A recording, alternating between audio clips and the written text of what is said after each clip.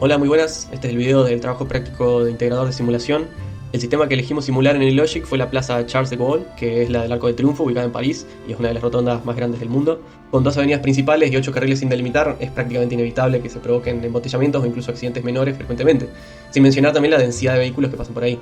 Además, viendo cómo funciona la rotonda en la vida real, vimos cómo en horas pico los conductores terminan manejando de forma errática y para nada estructurada. Todas estas condiciones hacían que la plaza del Arco de Triunfo sea el caso ideal para la simulación computacional con las herramientas que vimos en clase de práctica. Para acotar el alcance del modelo decidimos no incluir a los peatones ni la segunda rotonda exterior. Al final conseguimos hacer un trabajo que combina la simulación de eventos discretos con la simulación basada en agentes para encontrar la forma de optimizar el flujo de vehículos y reducir tanto los niveles de congestión como los tiempos de espera. Y a continuación, mis compañeros van a estar presentando el trabajo con mayor profundidad. Bueno, para la recopilación de datos, nosotros utilizamos un GitHub público que contiene datos sobre el tráfico en París. Esos datos nosotros los trabajamos para conseguir un aproximado de cuántos autos, dependiendo qué calle, entran a la rotonda. Entonces nos dio básicamente una tasa de arribo diferente para cada calle.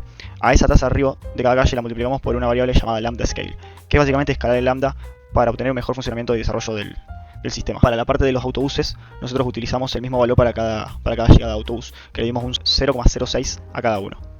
En esta tabla que incluimos en el informe, podemos ver cómo para cada calle tenemos una tasa de arribo diferente y cómo, dependiendo del porcentaje del escalado del lambda, obtenemos una tasa menor o mayor. Nosotros aplicamos un 35% de la tasa, por lo que nuestro valor está entre estos dos de cada fila. Como hicimos el LP. Principalmente usamos la Road Traffic Library gracias a que tiene calle, intersecciones, las stop line, parada de colectivo y otros bloques que permiten modificar el comportamiento de los autos. Después, el proyecto tiene distintos agentes. Los que tienen nombre, un color en inglés, más car, son los distintos autos que vamos a generar que tienen distinto color. Y bus es básicamente los colectivos que vamos a generar. Luego, cada calle tiene mínimo un semáforo, o 2, dependiendo de qué sistema estemos probando, en el que tiene un ciclo de 180 segundos. Son 30 segundos en verde, 150 en rojo. Y las calles que están opuestas, los semáforos están sincronizados.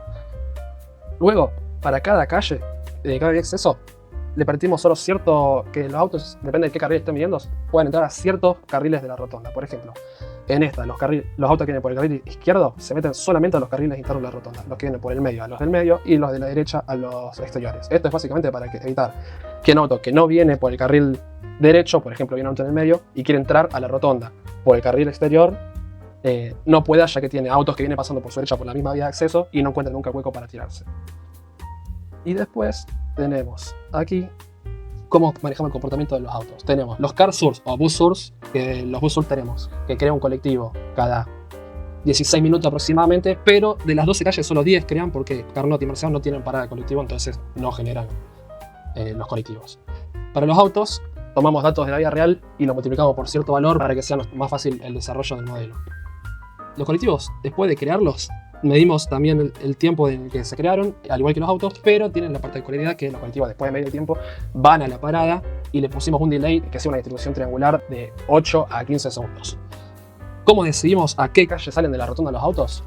Básicamente le asignamos de los 22 carriles que hay de salida a toda la misma probabilidad, que es 0,045.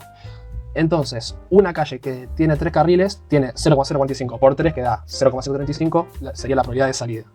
Entonces, tuvimos que hacer, como el iLogic tiene solo estas opciones de outputs de 5, de 2, tuvimos que hacer como un árbol para ir modificando las probabilidades. Acá tenemos, por ejemplo, en el 1, en la salida 1 le habíamos puesto 0,27 aproximadamente de probabilidad y este 0,5. Si vos multiplicas esa probabilidad te da 0,135, que es grande armé, que tiene 3 carriles, entonces 0,045 por 3 da lo mismo. Y luego, en ambos casos, después de que lleguen al final de la calle de salida, se mide el tiempo y se elimina el vehículo. Bueno, ahora voy a pasar a explicar cómo es el funcionamiento de los semáforos. Como bien mencionó mi compañero, cada uno de los semáforos tendrá un ciclo de 180 segundos, de los cuales cada semáforo estará 30 segundos en verde y 150 segundos en rojo, ¿sí? Con el objetivo de que solo ingresen a la rotonda vehículos de 2 vías a la vez, ¿sí? Como se puede observar, los semáforos se encuentran ubicados de manera tal que forman 2 anillos, ¿sí? Uno interior y otro exterior, ¿sí? Respetando la ubicación geográfica propuesta para cada uno. Los semáforos del anillo exterior representan a los semáforos que se encuentran en la realidad, mientras que los semáforos del anillo interior son los semáforos propuestos en el trabajo, ¿sí? Además, me gustaría mencionar que en nuestro modelo, 2 semáforos que se encuentran en la misma vía se encuentran desfasados por 5 segundos. Es decir, en este caso, al inicio de la simulación, este semáforo estará en verde, mientras que este estará en rojo. Los autos arriban con este semáforo en verde y cuando lo atraviesan, recién en ese instante es que este semáforo se pone en verde, simulando cómo funcionan los semáforos en la realidad. Además, cuando un semáforo cambia de color, el semáforo adyacente a él también lo hace. Es decir, este se pone en rojo, entonces a continuación este se pone en verde. Bueno, ahora voy a pasar a explicar la ejecución del modelo en AnyLogic. Le damos en ejecutar, esperamos que cargue el modelo, se va a abrir con una visualización en 3D por defecto. Una vez que carga, vemos la representación en 3D del arco del triunfo que cargamos de forma externa a AnyLogic, como también estas paradas de colectivo, donde los colectivos que llegan frenan por entre 8 y 15 segundos y después continúan su camino. Estos árboles también son modelos 3D. Vemos que el colectivo frena en la parada, se mantiene ahí por unos segundos y después continúa su camino. Mediante este menú de navegación que implementamos podemos ir, por ejemplo, a la vista 2D y ver el mismo colectivo que estábamos viendo recién. Ahí justo se le puso el semáforo en rojo, estas líneas representan los semáforos y va a tener que esperar que se vuelva a poner en verde para ingresar a la rotonda. En este caso hay dos vías de acceso que tienen el semáforo en verde simultáneamente, mientras que las vías restantes lo tienen en rojo. Los semáforos se ponen en verde, primero el más externo a la rotonda y 5 segundos después lo hace el de ingreso. Ahí se puso en verde este semáforo, el colectivo ingresa, hace su parada y después continúa por este semáforo que recién se puso en verde. Ese desfasaje de 5 segundos entre ambos permite que el colectivo que pasa por este semáforo tenga tiempo de hacer su parada, volver a arrancar y que este semáforo todavía esté en verde. Ahí vuelve a arrancar y puede ingresar a la rotonda sin problemas, sin tener que esperar que sea su turno de nuevo si se pone en rojo.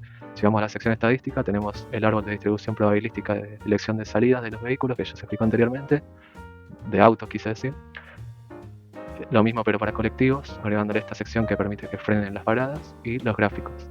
Este primer gráfico representa un tiempo promedio ponderado entre autos y colectivos, desde que ingresan al sistema hasta que salen por alguna de las 12 vías de salida.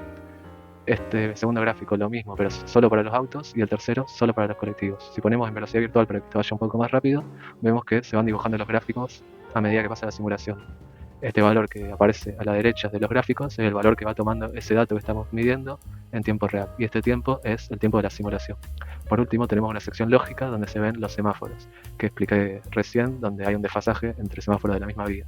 Si hacemos clic sobre alguno de ellos, vemos algunas estadísticas, como puede ser la duración que tiene el semáforo, o el tiempo restante que le quedan en el estado de rojo o verde. Volvemos a la sección de la vista 3D y podemos navegar según las instrucciones que aparecen acá abajo. Con Alt más clic cambiamos la perspectiva del modelo, solo con clic nos movemos y con scroll alejamos o acercamos. Se puede navegar como se quiera por el modelo. Si volvemos a la sección estadística, gráficos, vemos que se siguieron graficando y cuando llega a los 18.000 segundos, que es la restricción que pone AnyLogic del tiempo de simulación, que equivale a 5 horas, podemos ver cómo quedan los resultados. Ahí ya estamos llegando.